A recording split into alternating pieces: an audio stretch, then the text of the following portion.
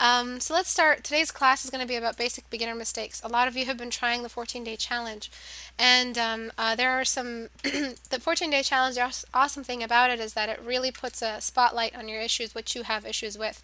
When you take away, glamour props like hair and makeup, and you just ask the person, hey, just draw me a face without any color, without any of that, fancy schmancy, flashy stuff. Just paint me a face in grayscale. Whatever they give you, that's the maximum capacity of their artwork, of what they're capable of doing with their mind when it comes to drawing a face. And usually I ask you to do it without references for a very specific reason. It's just to test what you remember. So it's also an amazing spotlight shown on your visual library.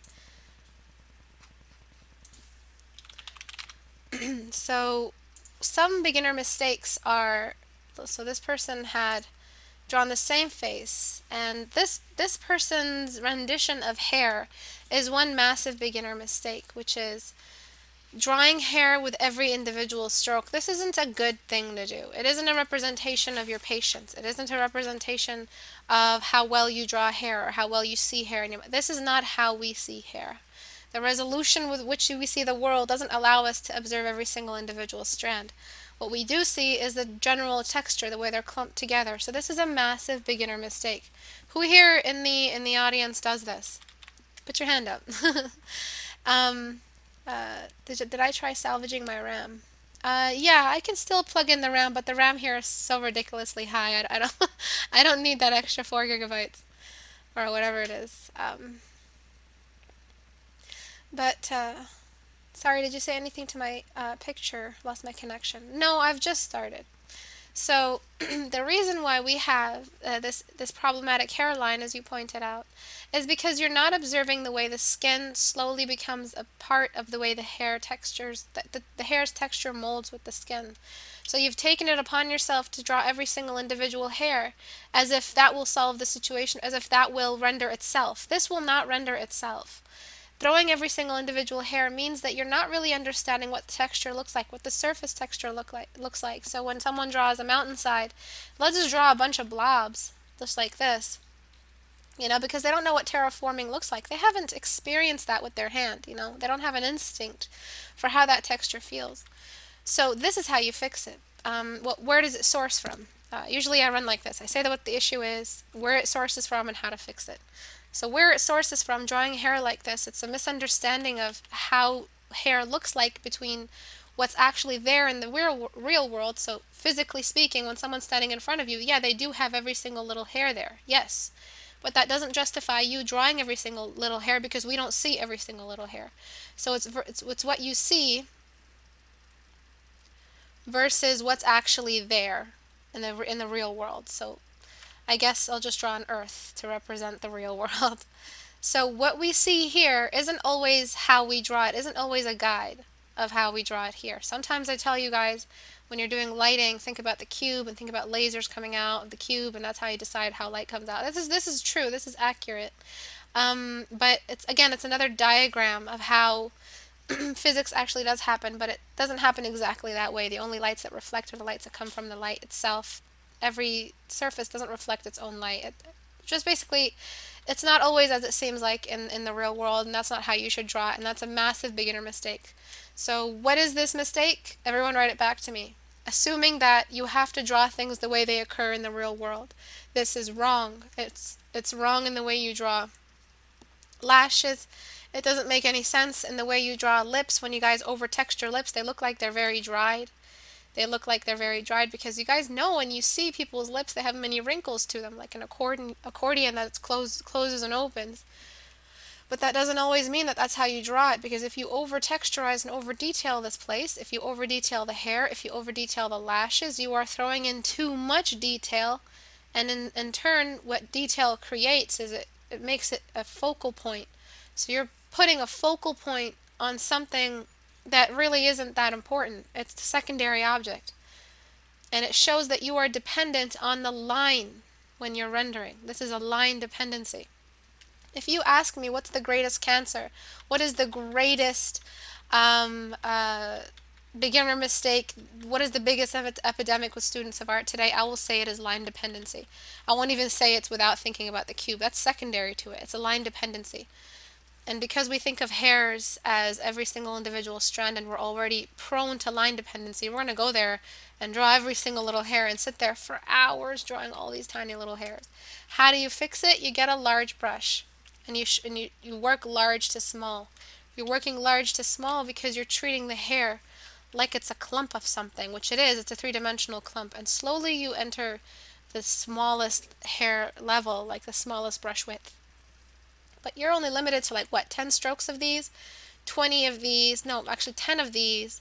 Actually, you know what? Collectively 10 between these and these. And then between this and this, 20. And then probably like 40 for the entire hairline, throwing this size in. You're working large to small because you're defining what the large piece is. You're getting a smaller brush to define the smaller pieces and a smaller brush to define the smaller pieces in that small piece.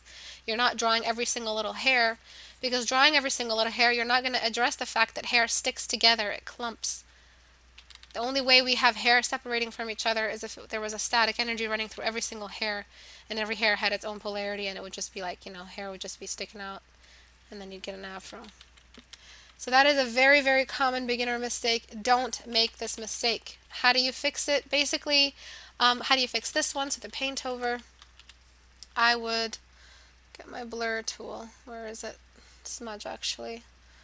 Put it on my scatter brush. And what happens at the hairline is we get this kind of like a blending. So the hairs are so small and so invisible to us.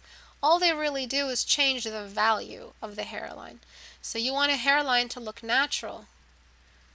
Just blend it in. Also, hair has different growth patterns. So hair grows down this way. And so when you have hair that's being all thrown up, you still have to start from where it starts. So you still have to make these natural looking hairline patterns. Just like that. And she's kind of balding on the sides. I'm not sure if you were going for that kind of like trendy haircut. But you see, I'm trying to balance it between large, small brushes, brush width. And still adding that in there. And if I ever do want to go in and, whoa, scrubby zoom, fucking hell. And add in my own add in like individual hairs. I won't get the black and then just throw it in there. I'll get the whites here and then just toss some down. That'll make the hairline feel a little bit more natural. And this is just, you do this over and over again, layer these different patterns together until you get something that works. But as for painting every single individual hair, this is the biggest beginner no-no. For those who do it in the audience, why do you do it? What started you off drawing every single individual hair? Did you get away with it during traditional and then you just started?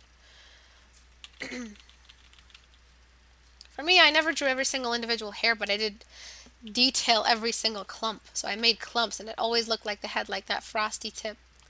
90s kind of gelled hair, no matter who I drew, if it was a girl, guy, even if it wasn't that haircut.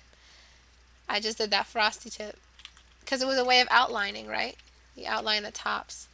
And all I'm doing right now is I'm just making the hair feel a little bit more natural, giving it its own pattern. And at the very tops of this hairline is where we get the highlight of the room sitting at the top, so that's where I'm going to throw it.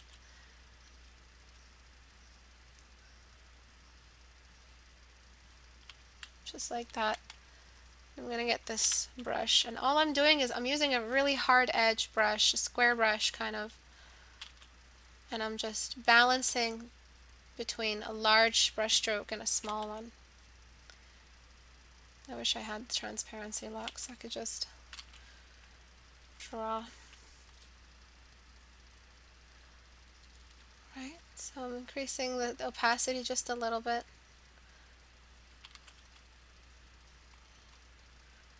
Just switching between a large and a medium large brush, nothing too small, nothing too major. And the hair is starting to feel a lot more natural. Another thing that you have to do now, because this is a major absence in your visual library, you don't have any references for hair. So you need to start working with reference and understanding how that hair texture, that specific hair behavior works. And the way hair highlights is it highlights on a curve. And that's what we have to do. We have to kind of just highlight it on a curve wherever the highlights sit. That's sort of the best way really to get it going, is to throw that contrast in there and that light behavior on top of this texture. I sincerely never did it. I was too lazy. Plus Dragon Ball told me hair was chunkier. So yeah. Aren't the facial features a bit exaggerated if the person was trying to go for something realistic? They're not so much exaggerated as they're just too much beauty is attempted, so it kind of looks a little bit unnatural and non-organic. Oh no, the villain critique is next week, 17th, the 17th of next week. Use whatever brush you're comfortable with, but don't use a brush that you think will render for you. No brush will render for you. This is why people who ask me for my brushes, I always try to remind them, brushes don't render for you. If you don't have a good understanding of how edges work and how light works on form, a brush will not help you understand that any better. So yeah, use whatever brush you're comfortable with, but that's not always the case. You have to use a brush that helps you define the edges a little better if it's an edgy kind of form structure. But you see these hairs at the bottom, I'm going to keep these because they're kind of flyaway. I'm going to blur them out just a little because there's too much detail happening. Most of the detail should be around the eyes. But this is pretty much it, balancing it between large strokes and smaller strokes and making sure you work large to small. Everyone write that back to me. And for those who watch on YouTube, yes, I do. I am on a stream. I am talking to a group of people. I'm not talking to myself. I always get this question. Alright, so everywhere else I'm going to also delete these excessive details. This is not going to render for you. Everyone write that back to me as well. A small brush, a pencil brush, a thin brush will not render for you. Throwing in a bunch of detail will not suddenly make this look better. What will make this look better is throwing in that nice sharp edge up here. That sharp cast shadow edge down here on the nose. Making sure you aren't using too much shadow on either side of the nose. That makeup that you created too much of up here should be used on the lash line instead. And because you're creating like a doll face, use it all along the lash line and only on the pupil. Make sure you're working with reference so that you know that the function of the eye is preserved here and you're not inventing your own anatomy, which is kind of what's happening. Also, you don't want to learn that duck lip forever. So, sorry, I'm still getting used to this laptop. I feel like I'm drawing with a limp. To the height of the nose happens just along here. And the features are a bit too doll-like and unnatural. I think you need to really work with references before you try a 14-day challenge. A 14-day challenge is a test and a way to season yourself on what you know. See this hard edge I'm making right now? This is what brings you renders. It's not the other way around. You don't shrink your brush and expect it to render for you. This will not happen. You have to understand and read your reference and remember and memorize where in that specific form structure there were hard edges, edges that weren't blended, because that's where lines used to be. And edges bring you definition. And definition brings detail. Write that back to me if you can. Okay, so the whole half of the face needs to be in shadow as well. Whoa, I'm on pencil. And that'll be that. I'll just show you the before and after.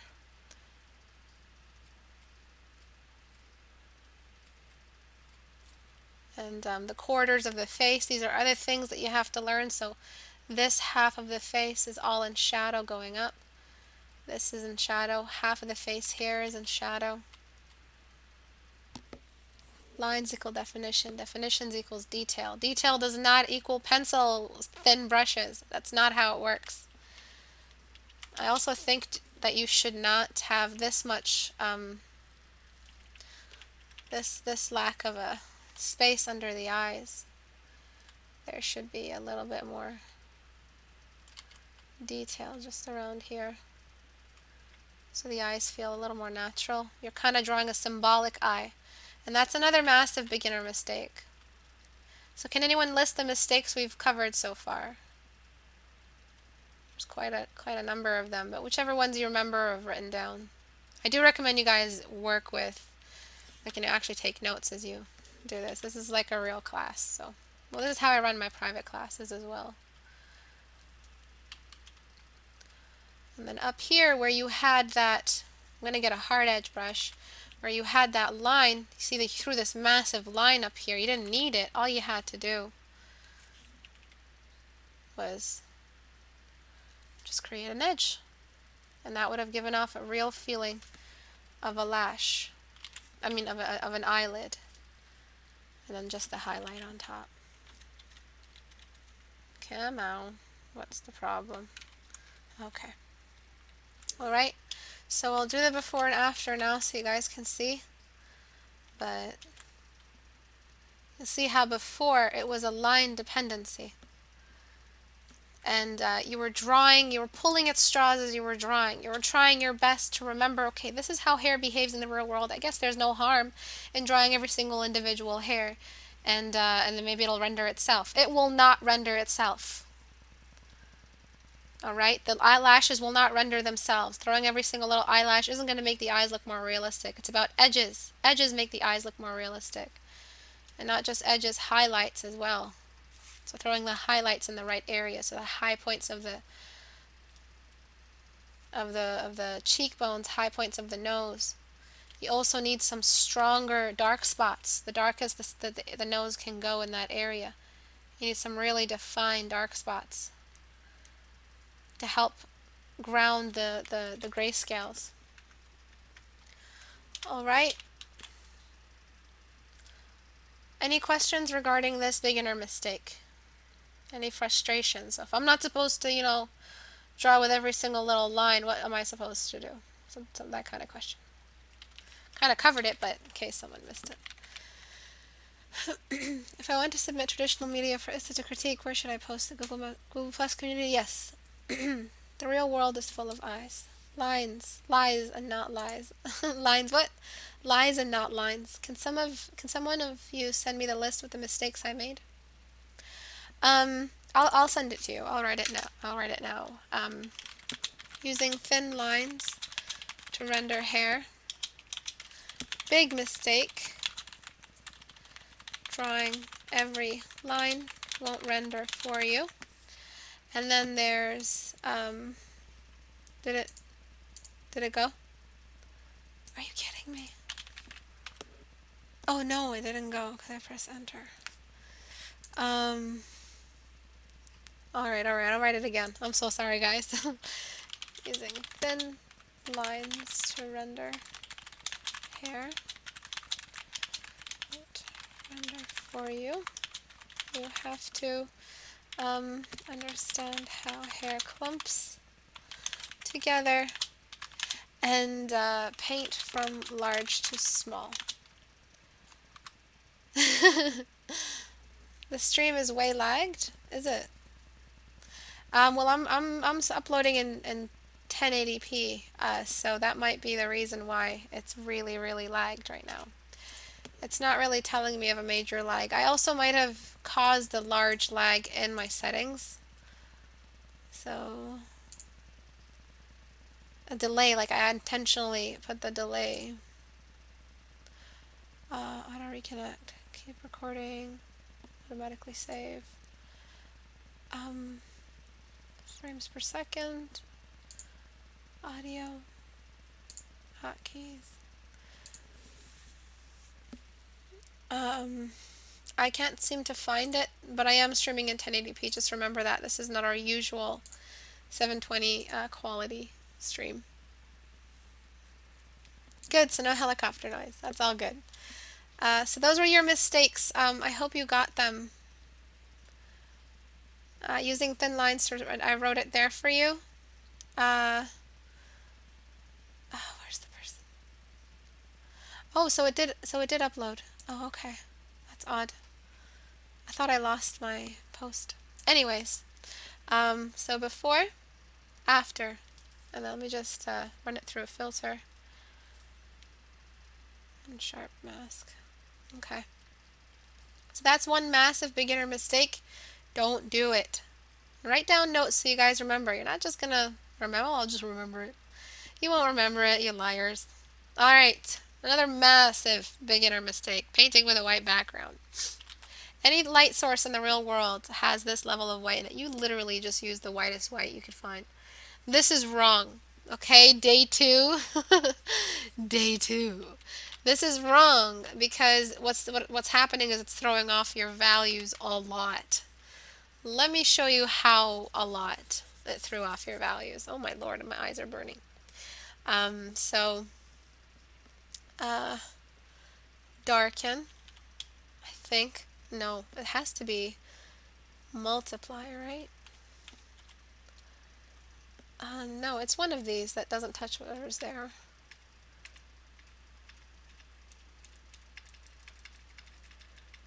No, it's probably darken. And I'm just going to erase away your piece.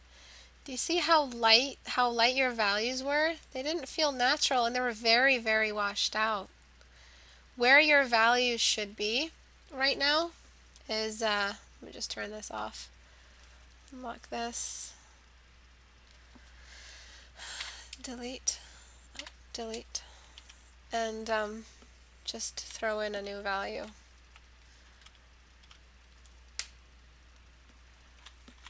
Your values were so washed out. It should be a little darker. Like it should be just around here where you draw your stuff. I mean, you can make it a little lighter so it can work with what you drew, but that's because you drew so light as is. You should not be having this light a background unless you really need to. Because right now you're studying form and sculpting. How are you supposed to sculpt with a light glaring in your face? Have you ever stood in front of a car with the light on? How are you supposed to differentiate anything? The only thing that will happen if you have that much of a light behind your object is it will be in a silhouette. It will not be visible. What needs to be done is you need to bring these values, you need to bring these values all the way down so that you can actually experiment with some real mid-tones that happen in the real world. And I think you're painting a dark skin, kind of Nubian kind of face. So you need to go even darker than that. Alright? So what you had before was way, way too light. You can't possibly, that light will not allow you to understand basics of form. It's so washed out. The form was so washed out. There weren't any real highlights. There weren't any real midtones or real shadows. And after you're done that, you can just start showing some real form in the face, showing where the flat bits are, where the cheekbones are, all the light spots, all that good stuff. Alright, you also draw a little symbolically. See how you drew every single little hair? And these are common beginner mistakes for a reason because everyone does them in their beginner stages. And if you still do some of them in your intermediate stage, there needs to be some major studies. You need to do some major studies. This is another common beginner mistake, and I call it the unwrapping effect. Have you ever seen Unwrapping for 3D modeling? Unwrapped 3D model images. And you actually look at what it looks like after it's been unwrapped. It looks hilarious. So this is the monster, and then this is the monster unwrapped. It's like you took its skin off and ironed it. This happens because a student has no conception yet of, so this is Ziggs. I think this is Ziggs, right? I don't know. But this is Ziggs unwrapped models. I think with the, I don't know what this is called. Faz, help me out. this weird fractal art looking design on top. But what this is they have unwrapped the skin off the model so that they can paint over it and then wrap it back on. But why I'm referring to it is because you guys aren't wrapping it back on. You guys have no 3-dimension in your mind. You have no concept of the 3-dimensional. So whenever 3-dimensional happens or perspective happens, it escapes you. and you don't catch it right away. And so this symmetry line on this model, I think this is from Portrait Studio. So if we follow the symmetry line all the way, yours is a little bit forced into front view. So your 3/4 view challenge right now is that you can't seem to hide one piece behind another piece behind another piece. And this is perspective. So another common beginner mistake is to not see perspective when it's happening. You didn't put the face in 3/4 view. The only reason why this face is in 3/4 view right now is because you hid the lip a little bit and you raised the eye up inaccurately, and then you have this thingy right here. The greatest challenge, this cross section in 3/4 views, the greatest challenge of 3/4 view is the nose. Always will be. For some people it's the eye. I've had a student where it was just the eye. But the nose is one big issue because we don't know how to hide one piece behind the other piece. And this nose, the nostril is hiding on the other side, but we don't know how to hide that. So we just force it beside it. So this is the example I always use. And if you were seeing a car, so basically you're telling me that if you saw a car in 3/4 view, all right, so this is how a car should be drawn in 3/4 view. And this is the wheel, and what you guys do is you put the wheel up here. You force us to see the wheel because in your brain right now as the student you haven't yet studied enough perspective so that you can just put the wheel just like this if it goes up, if it goes above the hood. What you guys do is add the wheel nicely just right over here. It's like doing the same thing with the nose. Here's the nostril. Don't forget about the nostril. It's okay. I won't hide it from you. That's basically the thought process behind why I ever did that. And I never hid the nostril right because I just didn't know. I didn't know what the word perspective meant. I had no idea. So yeah.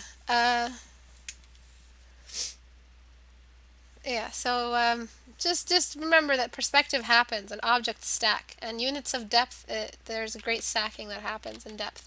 One object behind the other. So you force the nostril beside this one. We're seeing this kind of too much of this skin area here where it should be a little bit more hidden. You see how much space is between the symmetry line and this, and you almost have like a fifth of that space for that. So you've pushed this eye outside too much because you want us to see it. Because you're the best at drawing a face front view, but 3/4 view you're still trying to pull from your knowledge of front view, and it's a completely different face. So another massive beginner mistake is drawing with without any perspective in mind.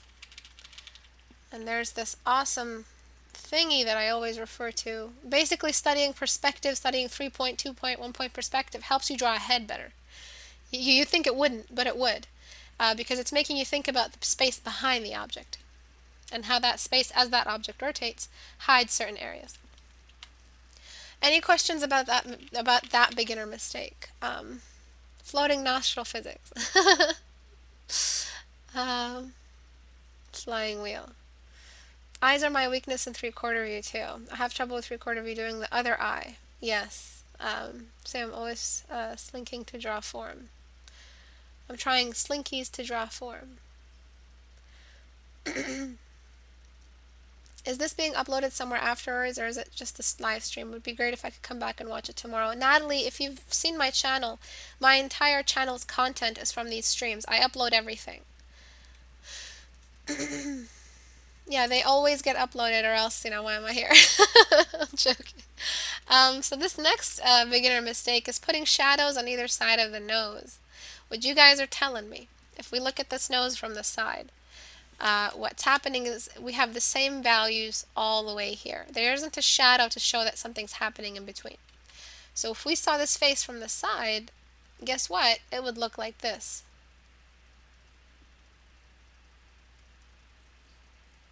This whole area you're telling me has the same value, so it must be the same side of the cube. This is wrong. Also, you're telling me that the nose is so wide it kind of bends in. And this bending in works like a cave, and that's why we have shadows there. So not only that, but the nose bends in. So if we had a piece of tape, it would go in and then it would go back out. So it would be more like a dinosaur than a human. This is wrong. because this is not the anatomy of humans. You want to capture the exact signatures that are consistent with every face. The only way you'd have this severe shadow on either side if the light was coming from above is if the camera was exposed and it changed the way that the nature of that light source works. Or it's really just very light, but you're seeing it as too dark. Usually there is a shadow on either side of the nose. It's not looking up. So there's going to be a respectable shadow, but it's not so severe as being the same kind of word value for the sockets. I'm going to invent this term, word value. Value word. Word value. Value word. Yeah, I'm going to choose the term value word, which basically means the specific language system between the values that you chose on the map or the geography of the face you're drawing or whatever the form is. You can't use the same value word. You can't use the same value word for different degrees of depressions. Yeah, there it is. I'll write that in my next book. Alright, so all I'm doing here is fixing this, casting this shadow just along here, at least just until the edge. I'll leave it where it is. I just really want to show off where this cheekbone meets the face. Also, one other massive beginner mistake is going too light too soon. You only want to go light or dark only where it really happens. So now when I do bring in a highlight, it'll be at the highest points that look straight up at the light. And then if you want to give the nose some definition, put a highlight instead. And this area here needs to somehow unify with the brow, because on the side, remember that big nose I drew? It needs to go in and then come back out, and then the eyes. So this needs to go in. And again, you just got to go in. You don't have to shrink your brush. You just got to create a nice hard edge in order to have that detail there.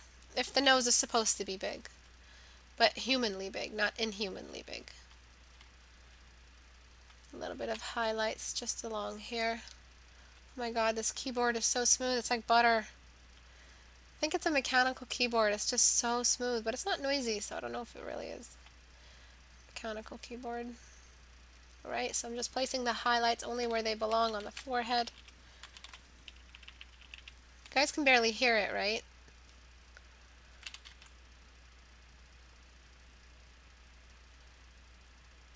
Okay. If you have a massive lag, I think all you need to do is refresh. Because as I ask my questions, you guys seem to answer within the same 2 minutes or something, which is the usual lag. So, I'm not sure. And again, I'm just sculpting around the face. Just like this. Making sure that my value words are consistent. That I'm not misusing these values. So this is another massive beginner mistake which you should not do, which you should avoid, which will make your drawings look that much better. Do not use shadows on either side of the nose. Again, the source is from line dependency, which is why I say line dependency is the cancer, because it is the source of all the mistakes you make. It is because that when we were young, they gave us crayons instead of giving us Sculpey. And that's how we're always going to draw. We can't really fight it. And kindergartners will just eat the Sculpey or Sculpty or whatever it's called. So what can you do? Kindergartners are crazy.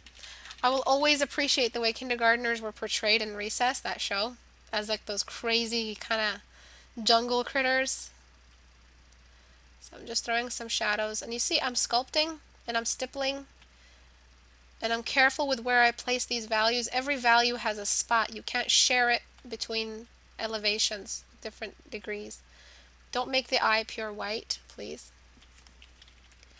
It's a form of gray. And there needs to be a shadow cast over here.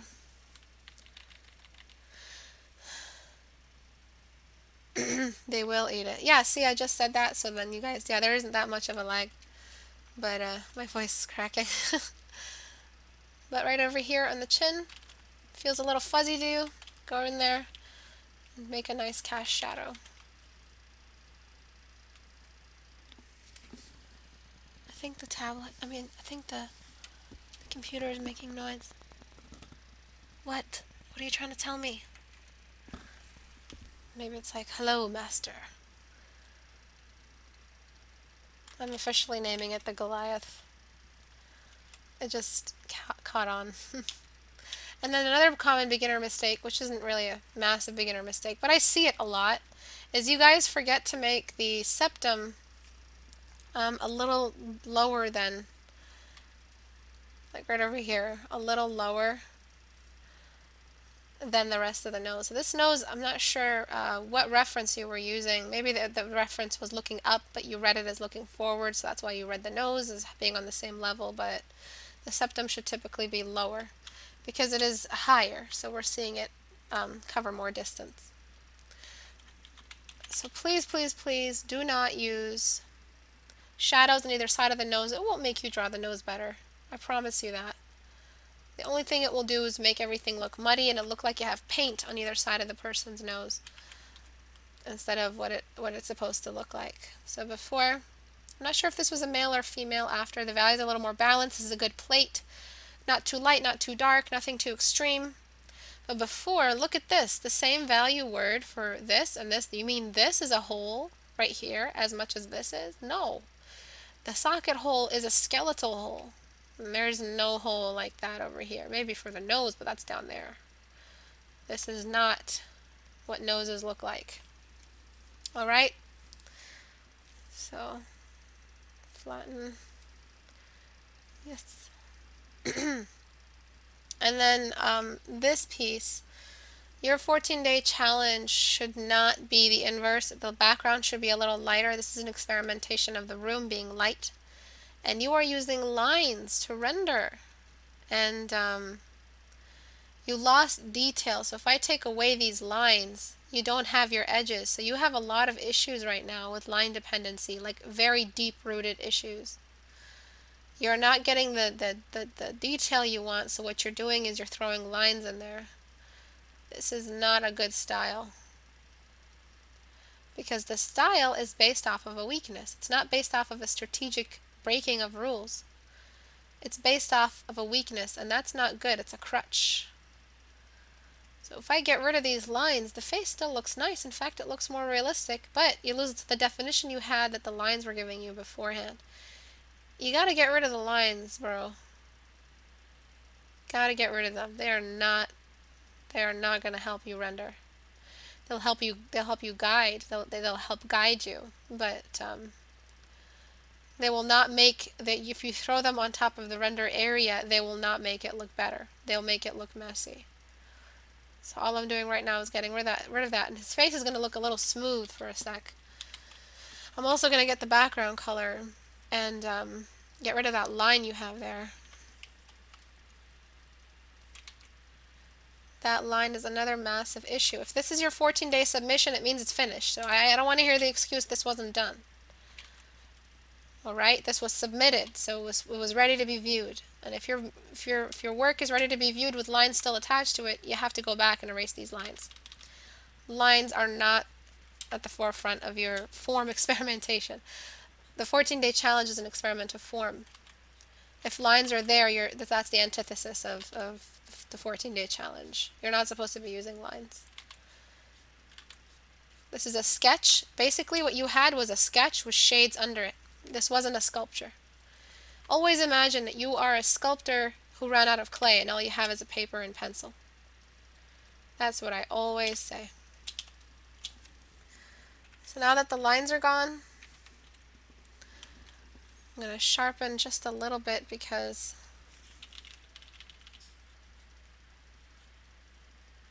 oh my god, I can sharpen without a buffer. Holy shit. But yeah, I can sharpen and still have that definition, but without depending on a line. So before, I mean, they had no role there.